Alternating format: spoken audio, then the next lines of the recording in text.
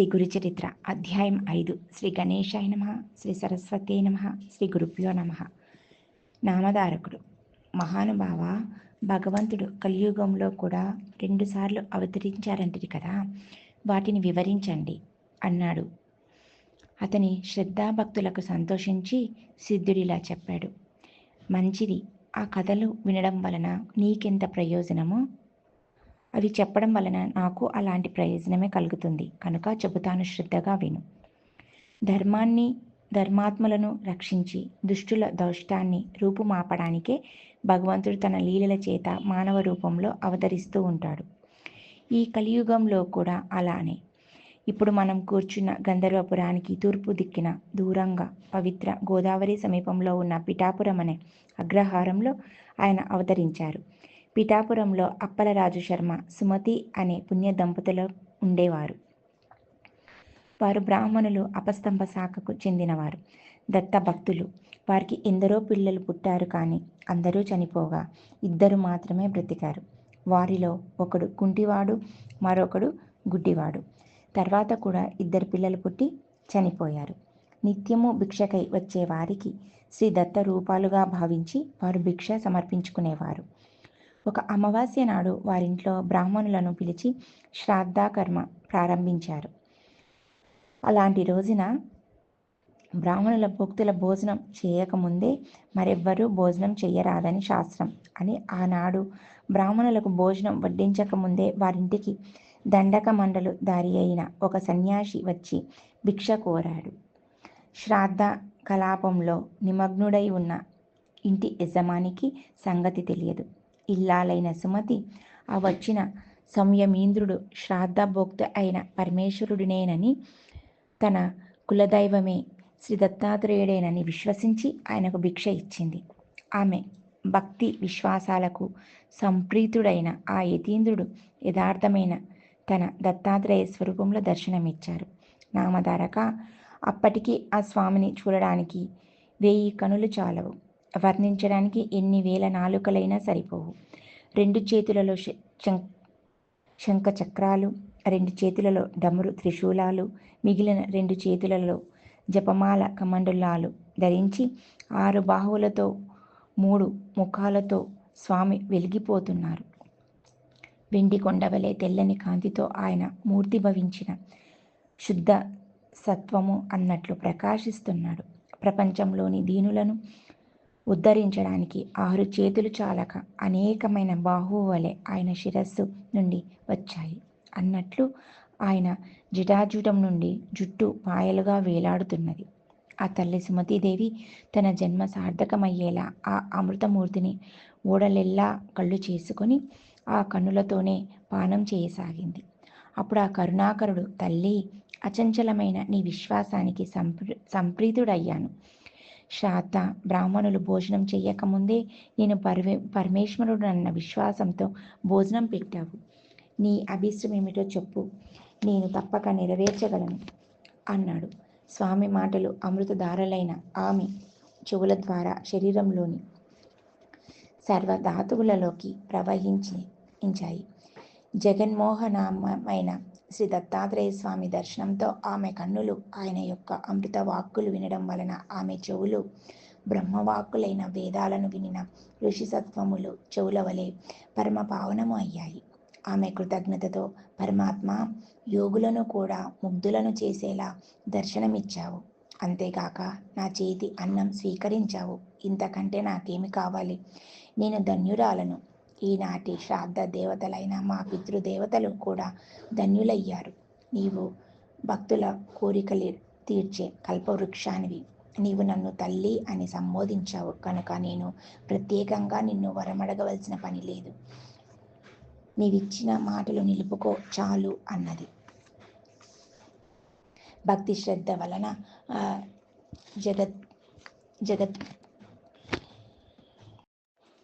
భక్తి శ్రద్ధల వలన జాగృతమైన ఆమె బుద్ధి శక్తికి ఆశ్చర్యచకితుడైన శ్రీ దత్తాత్రేయ స్వామి ఇది వరకు అత్రి మహర్షి అడిగినట్లే ఈమె కూడా లోకానుగ్రహార్థమైన కోరిక కోరుతున్నది అనుకున్నాడు. ఆయన, అమ్మ, నాతో సమానుడైన పుత్రుడే నీకు జన్మనిస్తాడు. కానీ నువ్వు పుత్ర వ్యామోహంతో అతని మాటలను పట్టించుకొనక నీవు చెప్పినట్లే అతడు చెయ్యాలని నిర్బంధించకూడదు. అతడు చెప్పినదే అక్షరాల అమలు జరపాలి అన్నారు. ఆ దర్శనంతో మరింత నిశితమైన బుద్ధిశక్తి కలిగిన ఆమె, స్వామి, నేను మానవ మాతృరాలిని. నాకు పుత్ర వ్యామోహం కలగడం సహజం. అది లేక మాతృవాంఛ పరిపూర్ణమయ్యేదెలా? కనుక పుత్రుడు జన్మించాక సమయానుకూలంగా అట్టి వివేకాన్ని నీవే అనుగ్రహించాలి అని ప్రార్థించింది. ఆమె సమయస్ఫూర్తికి మెచ్చి దత్తస్వామి నవ్వి ఆశీర్వదించి అంతర్ధులయ్యారు. సుమతీదేవి ఆనంద పారవశ్యంతో ఇంటిలోనికి వెళ్ళి పితృ శ్రాద్ధాది కార్యకలాపాన్ని కొనసాగిస్తున్న భర్తను పక్కకు పిలిచి, స్వామి, నేను ఈనాడు ఒక అపరాధం చేశాను. చేసిన అపరాధం చెబితే దోషం పోతుంది.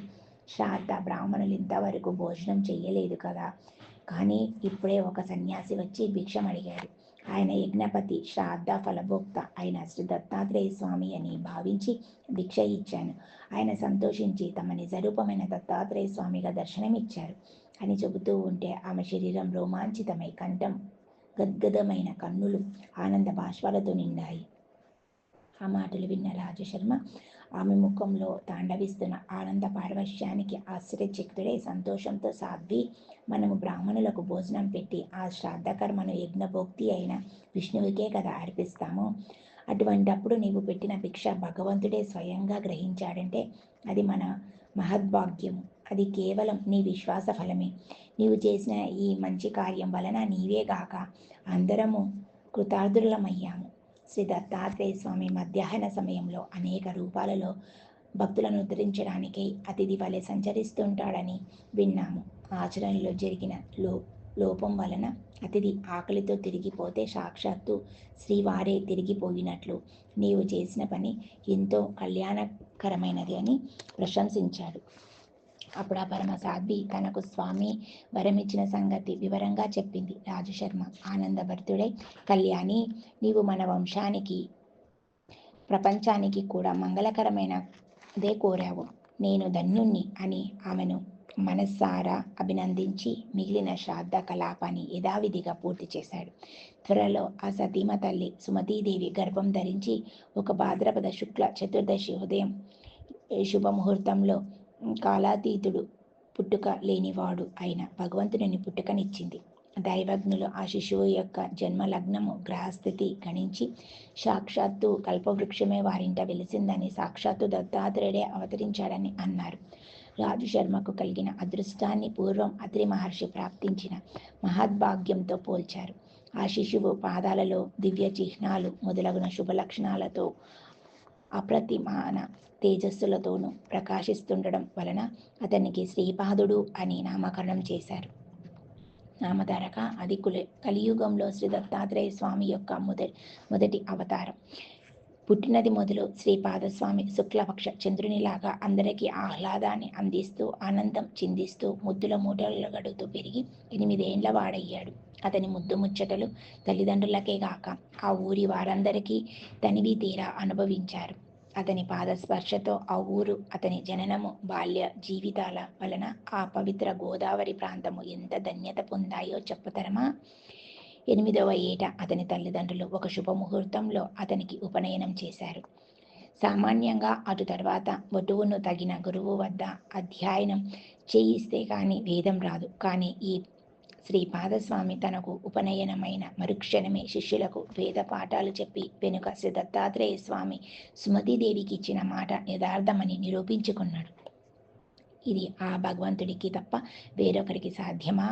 ఇలా శ్రీపాదుడు 16 ఏండ్ల ప్రాయము గలవాడయ్యాడు. ఇంతలో రాజశర్మ తన కుమారునికి వివాహం చేయాలని కన్యాన్వేషణ చేయసాగాడు. అది తెలిసి ఒకనాడు శ్రీపాదస్వామి తండ్రితో, నాయనా, నీవు నాకు వివాహం చేయడానికి తగిన కన్య కోసం అన్వేషించనవసరం లేదు. సర్వ శుభ లక్షణాలు కలిగి నాకు తగిన కన్య సిద్ధంగా ఉన్నది. ఆమె పేరు యోగశ్రీ. నేను ఆమెను చేపట్టి సన్యాసినవుతాను. నేను శ్రీపాద వల్లభుడను కనుక నాకు సంతానం లేకపోయినా నిత్యముక్తుడనే అని నిశ్చయంగా చెప్పాడు. ఆ తండ్రికి ఆ మాటలు మనస్తాపాన్ని కలిగించాయి.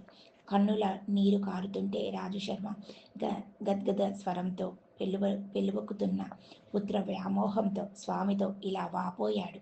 అబ్బాయి, నీవు గనుక సన్యసించి మా దగ్గర లేకుండా పోతే మేము నీటి నుండి బయటపడిన చేపపిల్లల వలె శోకంతో విలవిలలాడి మరణిస్తాము. నీవు సాక్షాత్తు పరమేశ్వరుడివే అయినా మా పుణ్యం వలన మాకు బిడ్డవే జన్మించావు. అట్టి నీవే తల్లిదండ్రులమైన మమ్ములను శోకసాగరంలో ముంచి వెడలిపోవడం ఉచితమేనా? భగవంతుడవు, ధర్మగోప్తవు, ధర్మరక్షకుడవు అయిన నీవే పుత్ర ధర్మాన్ని నిర్వహించకుంటే ఎలా? నామధారక, ఈ దంపతులకు శ్రీపాదస్వామియే గాక కుంటివాడు గ్రుడ్డివాడు అయిన మరి 2 కొడుకులున్నారు కదా. రాజుశర్మ ఆ ఇద్దరి శ్రీపాదస్వామి వద్దకు తెచ్చి, నాయనా, నిన్ను స్మరించడం చేతనే సంసార బంధంలో తొలగిపోతుంది, కానీ అవిటి వారైన నీ సోదరులిద్దరినీ చూచినప్పుడు మాత్రం మాకు మరలా ఈ సంసార బంధాలు పెనవేసుకుంటాయి. వీరితో మా గతి ఏమి అని దుఃఖించాడు. సుమతీదేవి కూడా పొరలుకొస్తున్న దుఃఖం అణుచుకుంటూ శ్రీపాదుని సమాధానం కోసం ఎంతో ఆర్తితో ఎదురుచూసింది.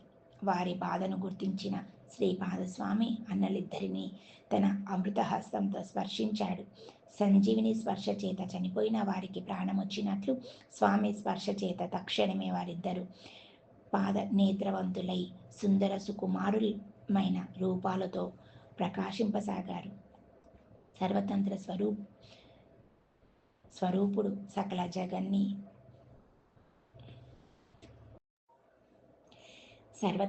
స్వతంత్రుడు సకల జగన్నియమాకుడు అయిన భగవంతుని మహిమకు సాధ్యాలు లేవు.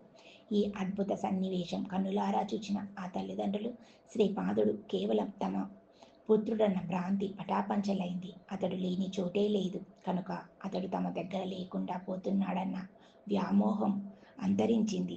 ఈ ప్రపంచమంతా తన సంతానమే అయిన ఆ ప్రభువును తమ పుత్రుడని భ్రమించి ఇంట కట్టి పెట్టుకోవడం అపరాధమని తోచి సుమతీదేవి స్వామిని ఇలా ప్రార్థించింది. ప్రభు, నీ మాయ చేత నీవు నా పుత్రుడవని భ్రమించాను. నీకు పాలిచ్చి పెంచడం వలన నీవు సర్వలోకాలను పాలించే జగన్మాతకు ప్రభువు అన్న సంగతి మరిచాను. అనంతకోటి బ్రహ్మాండాలు నీయందే ఇమిడి ఉన్నాయి. నా భ్రాంతి తొలగించు. అప్పుడు ఆయన తన యథార్థ రూపాన్ని తల్లికి మరొక్కసారి దర్శింపచేశాడు.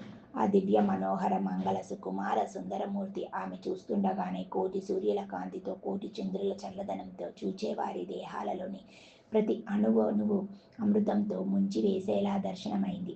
అప్పుడు స్వామి అన్నాడు, అమ్మా, నీవిప్పుడు దర్శించిన రూపాన్ని నిరంతరము ధ్యానిస్తూ ఉండు. త్వరలోనే నీవు ఆ జ్ఞానాంధకారాన్ని దాటి నా సాయుధ్యం పొందగలవు. ఈ కొడుకులిద్దరూ 100 ఏళ్ళు సుఖంగా జీవించి మిమ్ములను భక్తితో సేవిస్తారు. వీరికి విద్యా సంపద, కొడుకులు మనుమలు అన్నీ పుష్కలంగా సమకూరుతాయి. వీరు కూడా లోకవంద్యులవుతారు. ఆ సోదరులిద్దరూ శ్రీపాదస్వామిని భక్తితో స్తుతిస్తుంటే వారితో ఆయన, మీరు తల్లిదండ్రులకు ప్రత్యక్ష దైవాలుగా భావించి సేవించి తరించండి. నేను సన్యసించాలి అని చెప్పి తన తల్లిదండ్రులకు ముమ్మారు ప్రదర్శనం చేసి వారి అనుజ్ఞ తీసుకొని వెంటనే సన్యసించి పాదచారి అయి ద్వారకా, కాశీ, బృందావనం మొదలైన క్షేత్రాలు దర్శిస్తూ బదరీ వెళ్ళి అటు తర్వాత గోకర్ణ క్షేత్రానికి చేరాడు. అక్కడ మహాబలేశ్వర లింగ రూపంలో సాక్షాత్తు శంకరుడే నివసిస్తూ ఉంటాడు. ఆ లింగాన్ని ప్రతిష్ఠించిన వాడు గణేశ్వరుడు. ఆ క్షేత్రం సజ్జనులకు సెలవు. అందువలన ఆ క్షేత్రాన్ని సజ్జనులను ఉద్ధరించడానికే శ్రీపాదస్వామి అక్కడికి వెళ్ళారు అని సిద్ధుడు చెప్పాడు. శ్రీ దత్తాయ గురువే నమః. శ్రీ శ్రీపాద శ్రీ వల్లభాయ నమః. శ్రీ నృసింహ సరస్వతి నమః. ఓం శ్రీ గురుదేవ దత్త.